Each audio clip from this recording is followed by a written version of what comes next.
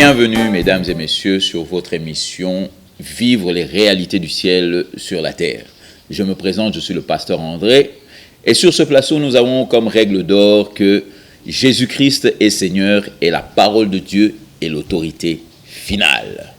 Alors, nous allons continuer dans notre thème que nous avions commencé la semaine passée, qui est de comment vivre la réalité du ciel sur la terre. Nous avons parlé de beaucoup de choses de la semaine passée. Nous avons dit que votre relation avec Dieu commence à partir du moment où vous recevez ce que la Bible appelle la vie éternelle. Notre texte de base était Jean 3, verset 16, où la Bible dit que Dieu a tant aimé le monde qu'il a donné son Fils unique afin que quiconque croit en lui, qu'il ne périsse point, mais qu'il ait la vie éternelle. Alors, nous avons démontré comment la relation avec Dieu, pour nous, lorsque tu acceptes Jésus-Christ, c'est à partir de ce moment-là que ta relation commence avec Dieu. Si tu n'es pas né de Dieu, automatiquement, tu ne peux pas appartenir à Dieu.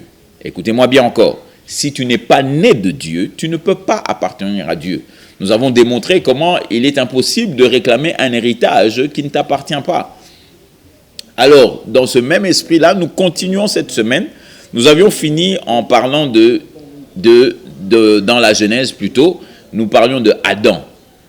Et nous avions démontré comment la ressemblance entre vous et Dieu, la ressemblance ne se situe pas au niveau du corps. Vous avez remarqué qu'il y a différentes races. Et vous pouvez même voir que moi, je ne vous ressemble pas. Donc, ce qui fait que notre ressemblance avec Dieu n'est pas basée au niveau du corps et encore moins au niveau de l'âme, mais notre ressemblance avec Dieu est basée au niveau de l'esprit. Nous avons démontré, et nous pouvons même aller là-bas pour que vous puissiez voir. N'oublie pas que dans notre émission, il te faut ta Bible en papier, ton bloc-notes et ton bic. Alléluia! Parce que je veux encore une fois que tu écrives et que tu prennes note de tous ces versets que je donne, afin que toi-même tu puisses les étudier. Car aujourd'hui, beaucoup de choses se font, mais cela ne veut pas dire parce que les gens parlent que c'est biblique.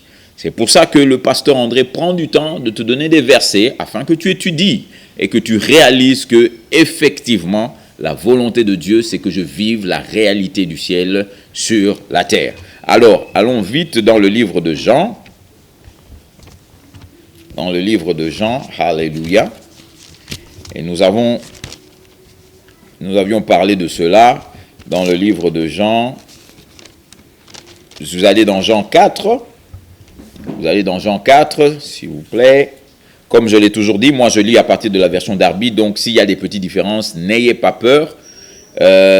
Les idées sont les mêmes. Si vous lisez à partir de 8 secondes, vous allez voir que les idées sont les mêmes.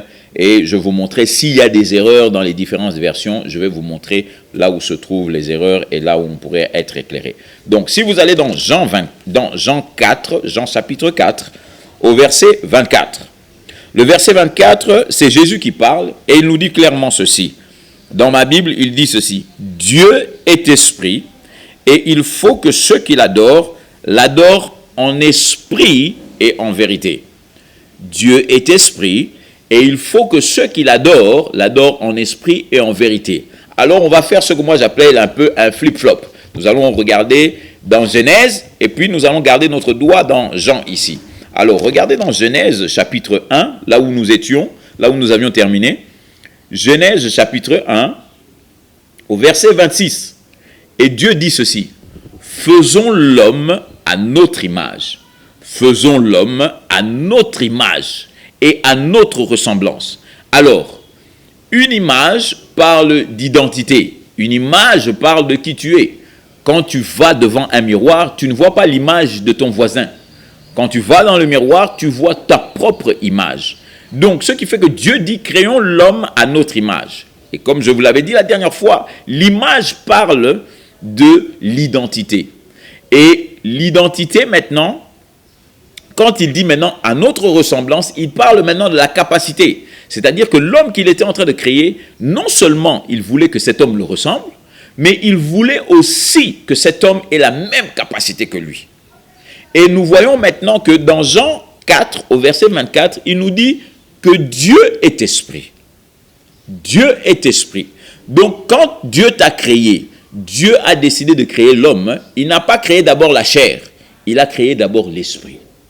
C'est pour ça que vous voyez que vous pouvez être différent par rapport à la chair, mais l'esprit est le même. L'esprit est venu de Dieu. Mais maintenant, qu'est-ce qui s'est passé? Nous voyons qu'il dit, créons l'homme à notre image et à notre ressemblance, et qu'il domine. Et comme nous avions parlé la dernière fois de la domination, Dieu nous parle de la domination, que toi tu domines sur la terre et que moi je domine dans les cieux. Ce qui fait que la terre n'a jamais été créée pour que Dieu puisse dominer sur la terre. Non, Dieu a créé la terre pour que toi tu puisses dominer sur la terre. Alors, regardez ceci. Il a dit domine sur les poissons de la mer, les oiseaux du ciel, sur le bétail et sur toute la terre. C'est ça qui est intéressant. Sur toute la terre. Maintenant, je veux vous emmener plus loin dans la formation du corps. Ok? Je sais que ce sont des choses qui pourraient causer un peu de confusion dans ton esprit, mais comprends-moi bien. L'homme a été créé. Quand Dieu a créé l'homme, Dieu a voulu créer l'homme. Il a créé selon l'esprit, non pas selon la chair. Regarde ceci. Regarde, je vais te montrer au moment où la chair intervient. Dans Genèse 2, au verset 7, la Bible dit ceci, dans la version Darby que j'ai. La Bible dit, « Et l'Éternel Dieu forma l'homme, poussière du sol, et souffla dans ses narines. » Écoutez-moi bien. Il forma. Il n'a pas créé. Il a formé. Que veut dire former? Former, ce n'est pas une création. Tu formes quelque chose d'une matière qui existe déjà. Tu formes quelque chose d'une matière qui existe déjà. C'est pour ça que la Bible nous dit qu'il a formé l'homme. De quoi? Je crois que lui, second dit, de la poussière du sol. Donc, il a pris la poussière du sol et ce qu'il a fait, c'est quoi? C'est qu'il a créé maintenant une, comme on pourrait dire aujourd'hui, dans le français de tous les jours, on dirait qu'il a créé une statue. Donc, Dieu a levé l'homme et puis il a créé une statue. Et en créant cette statue, maintenant, qu'est-ce qu'il a fait? Il a insufflé le souffle de vie. Alléluia. Maintenant, écoutez-moi bien. Je sais que avec les films que vous voyez et l'image qui vous est donnée, vous croyez que Dieu a créé l'homme et puis il est venu à ses narines et puis il a soufflé. Et l'homme maintenant est devenu un être vivant. Non, ce n'est pas ça qui s'est passé. Écoutez-moi bien. Écoutez-moi bien. Si vous suivez ce que Jésus dit, vous allez comprendre que lorsque la Bible dit qu'il insuffla le souffle de vie, d'où venait ce souffle de vie? Est-ce que Dieu est venu souffler dans l'homme? Non. Regardez bien ce qui s'est passé. Jésus-Christ a donné une réalité ici. Retournons dans Jean. Et nous allons voir maintenant dans Jean chapitre 6. Alléluia. C'est pour ça que la Bible se connecte en elle-même. Donc, la Bible s'explique elle-même. Je sais que, bon, aujourd'hui, nous allons faire des études de théologie, tout ça. Mais rien que la Bible, restant chez toi à la maison, si tu étudies la Bible, tu verras que la Bible s'explique elle-même. Tu n'as pas besoin que quelqu'un d'autre vienne t'expliquer la Bible. Alléluia. Regarde maintenant dans Jean 6, au verset 63. Jean 6, verset 63. Alors, ma Bible dit ceci. C'est l'esprit qui vivifie. C'est l'esprit qui vivifie. Et puis, il dit, la chair ne profite rien. Ça, c'est Jésus qui parle. Il dit, la chair ne profite rien. Écoutez maintenant la révélation ici. Il dit, les paroles que moi je vous ai dites sont vie et elles sont esprit. D'ailleurs, ma Bible dit, elles sont esprit et elles sont vie. Les paroles que je vous dis, elles sont esprit et elles sont vie. Alors, mon frère, ma soeur, laisse-moi te donner cette image. Voici que Dieu maintenant crée le corps d'Adam. Alléluia. Voici que Dieu crée le corps d'Adam. Et maintenant, Dieu veut que cet homme prenne la vie. Dieu veut que cet homme maintenant devienne un esprit vivant. Parce que si vous regardez par exemple, rentrons dans Genèse, vous allez voir, dans Genèse 2, il dit, et l'Éternel forma, au verset 7, et l'Éternel forma l'homme, poussière du sol, et souffla dans ses narines une respiration de vie. Une respiration de quoi? Une respiration de vie. Rappelez-vous de Jésus, les paroles que je dis sont esprit et elles sont vie. Alléluia. Et voici que maintenant la Bible nous dit que, et l'homme devint, ça c'est par rapport à Darby, il dit, l'homme devint une âme vivante. Une âme vivante. Alors, je suis allé rechercher dans les textes originaux, dans les textes hébraïques plutôt, et là, il traduit ça comme ceci. Il dit que Dieu insuffla une respiration de vie dans l'homme, et voici que l'homme devint un autre esprit vivant comme Dieu. Un autre esprit vivant comme Dieu. C'est-à-dire qu'en ce moment-là, qu'est-ce qui s'est passé? Dieu, en parlant à l'homme, il a dégagé des paroles qui étaient esprit et qui étaient vie. Et lorsqu'elles sont rentrées dans Adam, la statue d'Adam, boum, tout a pris vie au-dedans d'Adam. Alléluia. Ça te paraît peut-être utopique, mais regarde ceci. Qu'est-ce qui se passe aujourd'hui quand il y a des problèmes dans ta vie?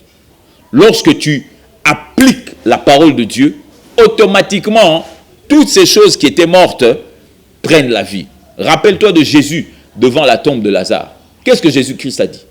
Il a simplement dit, Lazare, sors! Et voici que Lazare, celui qui était mort, 4 jours sous la terre, 4 jours dans la tombe, s'est réveillé. Jésus-Christ, sa parole a donné la vie et l'esprit. Alléluia. Je sais que ça peut te paraître bizarre que tu n'aies jamais entendu ça, mais écoute-moi bien. Comment est-ce que l'homme a pris vie? Dieu a parlé à l'homme. Dieu n'est pas venu à scénarier début. Non, Dieu a parlé à l'homme. Et qu'est-ce qu'il a dit à l'homme? Regarde dans Genèse 1 au verset 28. Vous allez dire que, ah mais c'est bizarre, mais vous allez comprendre que les premières paroles que l'homme a entendues, c'était les paroles de Dieu. C'était les paroles, je voudrais même dire, les paroles de la bénédiction. Regardez bien dans Genèse 1, 28, la Bible dit ceci. Et Dieu les bénit, et Dieu leur dit. Ça c'est selon Darby. Je sais que dans Louis II, il dit, soyez féconds. Mais ce n'était pas ça, ce n'est pas l'idée. Parce que les gens croient que quand Dieu a dit soyez féconds, ça veut dire allez faire des bébés. Ce n'est pas ça, c'était plus que ça. J'aime la version de Darby parce que Darby dit, et Dieu leur dit, fructifiez, multipliez et remplissez la terre. Et l'assujettissez et dominez sur les poissons de la mer, les oiseaux des cieux et sur tout être vivant qui se meut sur la terre. C'est-à-dire que les premières paroles que l'homme a entendues, ce sont les paroles de la bénédiction. Et ces paroles de la bénédiction, maintenant, si vous regardez bien, qu'est-ce que Dieu a dit? Vous regardez maintenant le verset 28, le verset 29 dit, et Dieu dit, voici, je vous ai donné toutes les plantes portant semence qui est sur la surface de la terre et tout arbre dans lequel il y a un fruit d'arbre portant, si vous voulez, des fruits et toutes ces choses-là. Mais regardez ceci. Dieu a parlé à l'homme pour que l'homme devienne vivant. Alléluia. Dieu n'a pas soufflé, mais Dieu a parlé à l'homme. Pourquoi? Parce que ses paroles sont esprit et elles sont vie. Alléluia. Donc, l'heure avance un peu, nous arrivons presque à la fin, mais je voudrais terminer cette idée que l'homme a été créé pour une chose. L'homme a été créé pour dominer. Écoute-moi bien. Je sais qu'aujourd'hui dans les églises, on vous enseigne l'homme a été créé pour adorer, pour chanter, tout ça. Mais bibliquement parlant, lorsque Dieu créa l'homme, c'était premièrement pour dominer sur la terre. Et écoute-moi bien, pas dominer sur les autres, dominer sur la terre. Alors, bien que l'heure est avancée, nous allons continuer notre sujet tout au long de cette semaine. Je voudrais te donner cette opportunité et cette occasion, maintenant même, de pouvoir accepter Jésus-Christ comme Seigneur. Comme nous l'avons déclaré et nous avons découvert ça dans la Bible, Ta relation commence le jour où tu nais de nouveau. Sans nouvelle naissance, sans acceptation de Jésus-Christ, tu ne peux pas avoir une relation avec Dieu. Oui, tu peux jouer au religieux, tu peux jouer à la personne qui prie. Il y a des fois, tu vois des réponses, des fois, tu ne vois pas des réponses. Mais moi, je te parle maintenant d'une relation directe avec ton Dieu. C'est-à-dire, tu as un téléphone rouge à la maison. Quand quelque chose ne va pas, tu prends le téléphone, tu l'appelles et il te répond directement. Et cette relation-là ne commence que lorsque tu es né de lui. Nous avons dit, Dieu est esprit. Donc, si tu n'es pas né de l'esprit, tu ne peux pas contacter l'esprit. Alors, mon frère, ma soeur, selon Romains 10 au verset 9, la Bible nous dit clairement que si tu confesses Jésus-Christ comme Seigneur et que tu crois dans ton cœur que Dieu l'a ressuscité d'entre les morts, tu seras sauvé. C'est simple, très simple. Donc, je voudrais simplement que tu fasses cette prière avec moi en cette fin d'émission et dire calmement avec moi que, répète après moi, Seigneur Jésus, aujourd'hui, j'ai entendu ta parole. Et je reconnais en effet que tu es Seigneur. La Bible déclare, dans Romains 10, au verset 9, que si je te confesse comme Seigneur et que je crois dans mon cœur que Dieu t'a ressuscité d'entre les morts, je serai sauvé. Alors aujourd'hui, je veux te reconnaître comme Seigneur dans ma vie. Je veux te confesser comme Seigneur de ma vie. Et je crois dans tout mon cœur, de tout mon cœur, que Dieu t'a ressuscité d'entre les morts. Et selon ta parole, la Bible dit que je suis sauvé. Alléluia. Amen mon frère, amen ma soeur. La Bible dit que si tu as réellement fait cette prière, cette confession avec moi, que tu es né de nouveau, que toutes les choses anciennes sont passées et que voici toutes les choses sont devenues nouvelles. Alors je veux t'encourager mon frère. Après avoir fait cette prière, tu fais partie de la famille de Dieu. Choisis, trouve une église, une bonne église où la parole de Dieu est prêchée. Si tu n'as pas d'endroit où partir, tu peux nous appeler. Le numéro se trouve sur l'écran. Nous allons t'aider, nous allons parler et te diriger. Et afin que tu réalises que, effectivement, Dieu a toujours voulu que tu vives les réalités du ciel sur la terre. Je suis le pasteur André et je vous rappelle que Jésus-Christ est Seigneur. À nous revoir. We clap our hands in the sanctuary.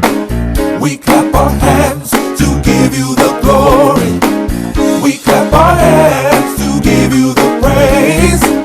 And we will praise you for the rest of our days. Yes, we will praise you for the rest of our days.